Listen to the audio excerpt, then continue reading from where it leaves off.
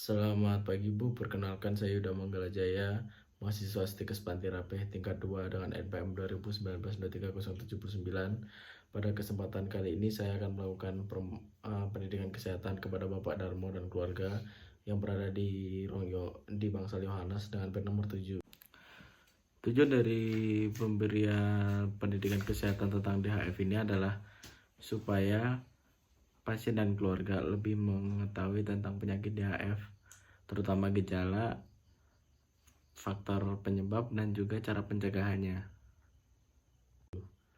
Saya telah mengeksplorasi diri saya gugup, namun setelah saya mencari materi dan membaca konsep teori, saya yakin untuk melakukan pendidikan kesehatan dengan baik dan benar. Sebelum saya ke pasien, izinkan saya untuk mencuci tangan terlebih dahulu. Terima kasih.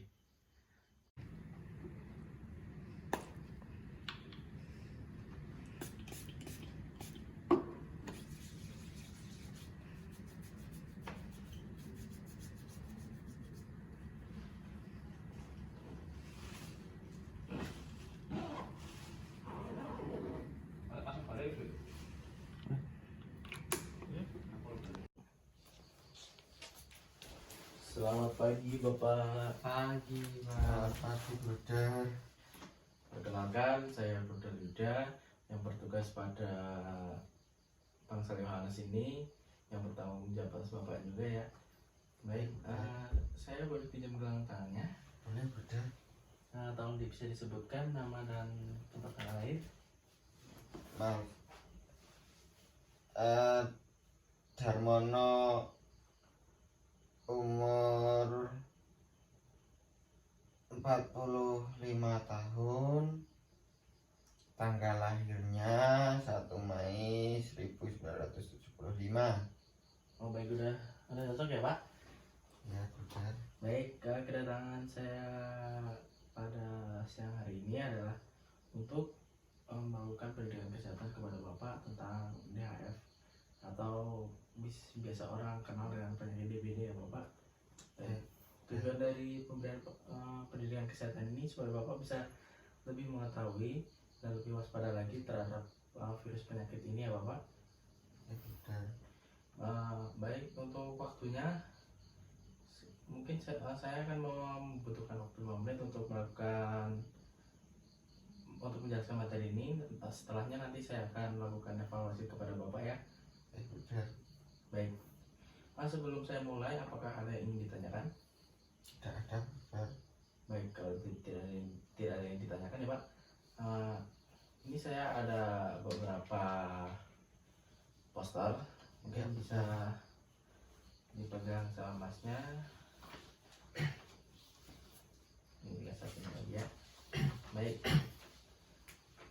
untuk DBD atau DHF ini adalah infeksi akut yang disebabkan oleh virus Arthropods atau itu adalah virus yang biasa dibawa oleh nyamuk demam berdarah tersebut ya Bapak, dan ditularkan melalui gigitan nyamuk. Nah, biasanya tuh kenapa sih kok ada banyak nyamuk? Nah, nyamuk itu datang kebanyakan pada saat musim hujan, karena itu pada saat hujan kan banyak genangan air tuh. Nah, jadi nyamuk-nyamuk tuh pada bertelur dan berkembang biak di genangan air tersebut. Nah, untuk gejalanya untuk yang paling umum adalah demam secara tiba-tiba selama 2-7 hari, dan itu demam mencapai 40 derajat Celcius.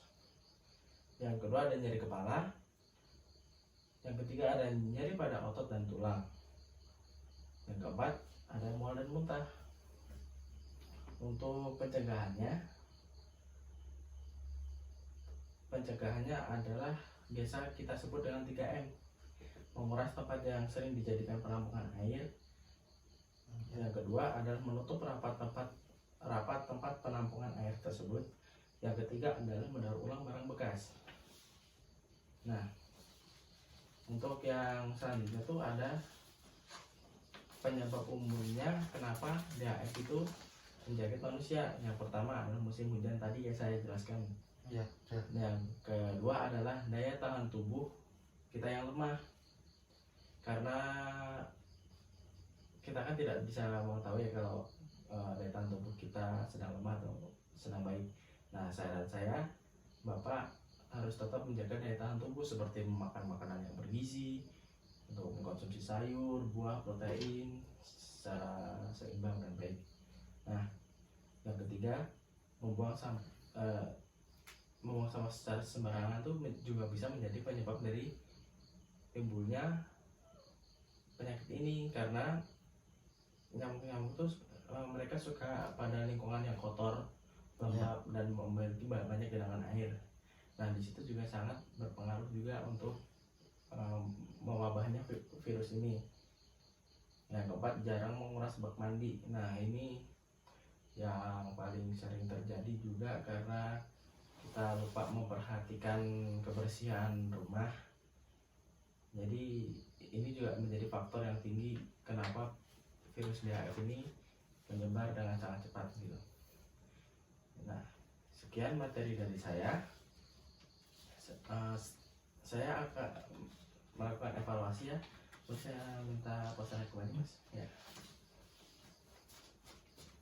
Nah, saya akan melakukan evaluasi. Yang pertama, saya akan bertanya pada Bapak atau Masnya, bisa jelaskan kembali nggak pengertian dari virus DHF atau biasa orang disebut DBD ini? Penyakit DHF yaitu penyakit yang disebabkan oleh virus apa tadi Mas? Arthropod-borne. Ya, itu gitu. yang dibawa oleh nyamuk dan melakukan gigitan pada manusia. Ya, benar ya. Ya, jadi penyakit ini memang ditularkan melalui gigitan nyamuk tersebut ya, Mas. Nah, untuk gejalanya, apa sih gejala yang paling umum bisa kita tahu kalau kita sedang terjangkit DBD atau DHF ini? Ya, rasanya yang saya rasakan itu badannya panas, kemudian demam, terus kemudian pegal-pegal juga itu. Oh ya, ada mual dan muntah juga Iya, ya Pak, mual ada dan perasaan muntah. mual dan muntah. Nah, untuk pencegahannya nih supaya kita terhindar dari virus DHF ini, Kalau untuk pencegahannya itu yang seperti yang dikatakan Budi tadi, menguras bak mandi, kemudian menutup bak, kemudian mendaur ulang. oke, baik. Nah, Nah, selain kita mengetahui gejala, penyebab, gejala, terus cara pencegahan, nah penyebab utama yang sering terjadi untuk mewabahnya virus ini tuh apa sih? penyebab utamanya itu seperti yang dikatakan Budi tadi, karena genangan air sehingga nyamuk itu bertelur di genangan air tersebut dan timbulnya jentik-jentik nyamuk dan menjadi nyamuk. Kemudian nyamuk itu menghisap darah manusia yang menyebabkan virus itu masuk ke dalam tubuh. Ada musim hujan yang terlalu lama, Iya. terus daya tahan tubuh yang kurang baik, itu membuang sampah sembarangan gitu. Iya. Terus juga yang terakhir tadi ada yang paling banyak orang melakukan kesalahan itu adalah jarang menguras bak mandi ya untuk kebersihan rumah. Ya, Baik, terima kasih. Ini pendidikan kesehatannya sudah selesai. Saya harap Bapak dan Masnya bisa membantu untuk mencegah virus ini menyebar ya, untuk diterapkan dalam kehidupan sehari-hari. Dan menurut saya sudah cukup. Terima kasih atas kerjasamanya ya. nanti saya akan kembali lagi kembali lagi ke Bapak untuk memberikan makan siang ya Pak. Ya. Baik. Sebelum saya pergi, apakah ada yang ingin ditanyakan? Tidak ada. Tidak ada. Tidak. Oh baik. Baik, jika tidak ada yang ditanyakan, saya akan kembali ke Nurul Station. Selamat siang.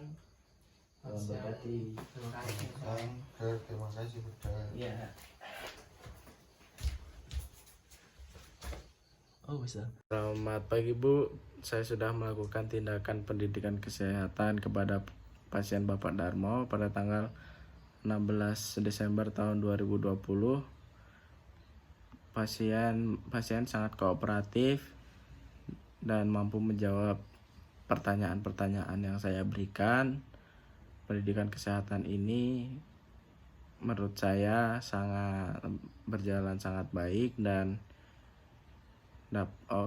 tujuan dari pendidikan kesehatan ini dapat terpenuhi, di mana pasien dapat mengetahui dan menurut saya mampu untuk menerapkan dalam kehidupan sehari-hari. Sekian dari saya, terima kasih Bu.